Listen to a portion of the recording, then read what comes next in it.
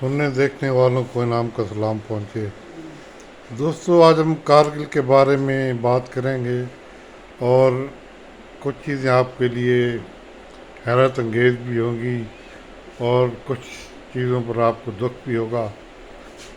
دوستو، کارگل کے جیسے کسی بھی فوجی آپریشن کے لیے سب سے پہلی چیز ہے اس کا اخفا ہونا۔ وہ ایک راز جو ہے وہ جب تک پلے نہ ہو جائے اس کو راز میں رکھنا، یہ کسی بھی فوجی کارروائی کے لیے سرپرائز جسے کہتے ہیں وہ ہوتا ہے۔ تو پاکستان آرمی نے جو یہ پلاننگ کی تھی،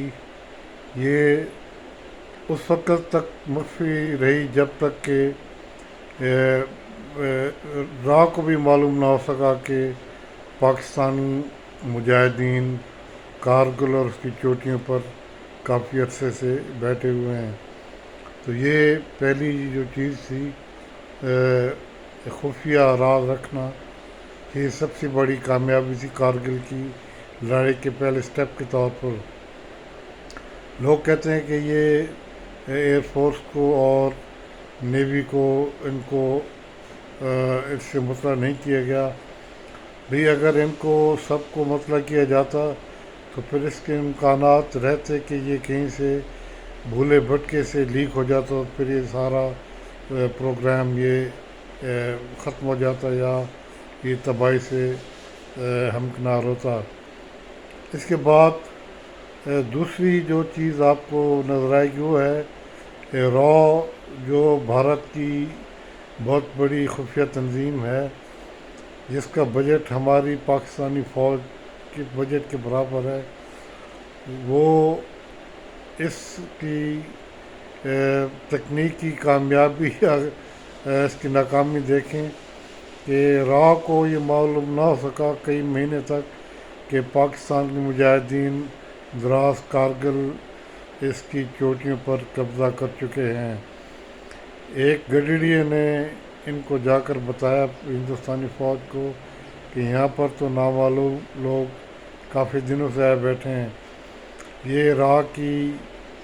کمپیٹنس پر ایک بہت بڑا سوال نشان ہے کہ وہ اپنے علاقوں میں، بڑے قریب کے علاقوں میں بھی ان کی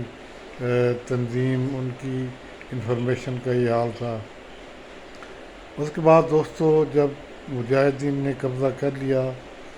اور یہ بھارت کو اس کی اطلاع مل گئی بہت عرصے بعد، تو پھر بھارت ایک تو پوری دنیا میں چیخا اور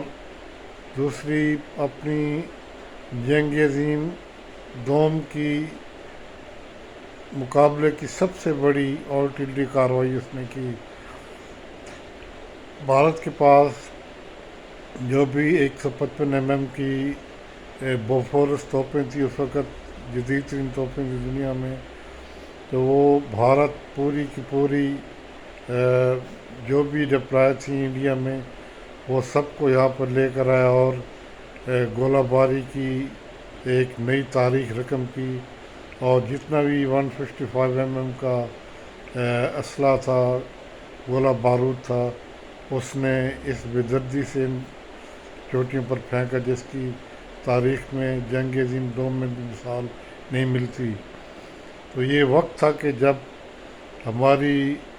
حکومتوں نے فیصلہ کرنا تھا کہ ہم اب کھل کر مجاہدین کی مدد کریں۔ تو اس وقت یہ دیکھیں کہ پوری بھارتی ایئر فورس، پوری بھارتی آرٹلری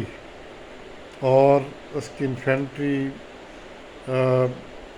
بریگیڈز، یہ ان مجاہدین کی چند چوٹیوں پر حملہ اس صورت میں کہہ رہے تھے کہ ان کی مدد کرنے والا کوئی نہیں تھا۔ اس وقت ہماری سیاسی حکومت سے اجازت لی گئی ہوئی کہ پاکستان ایئر فورس ان کی مدد کے لیے آگے بڑھے، لیکن ہمارے سیاستدانوں کی ٹانگوں میں دباؤ سہارنے کی ہمت نہیں تھی، چنانچہ پاکستان ایئر فورس کو ان کی مدد کرنے سے غالباً روک دیا گیا، جس کی وجہ سے وہ ایک جسے سٹنگ ڈک کہتے ہیں اس کی طرح تین اطراف سے اس پر حملے ہوئے اور ان کو شدید نقصان پہنچایا گیا، اگرچہ کہ انہوں نے بہادری کی بے شمار تاریخ مرتب کی۔ دوستو، اس کے باوجود انہوں نے دو بھارتی جہاز گرائے۔ یہ بھی عجیب چیز ہے کہ ایک محصور ہوں اور چھوٹے تیار ہونے کے باوجود وہ دشمن کے جہاز گرائیں۔ اگر اس وقت ہماری سیاسی حکومتیں پاکستان ایئر فورس کو مداخلت کا حکم دیتی تو پھر آج 20 سال ہو گئے، کشمیر اور گلگت اور لداخ کی تاریخ بدل چکی ہوتی، لیکن ہمارے سیاسی لوگوں نے ہمارے مجاہدین کے خون کو رائے کا جانا دیا،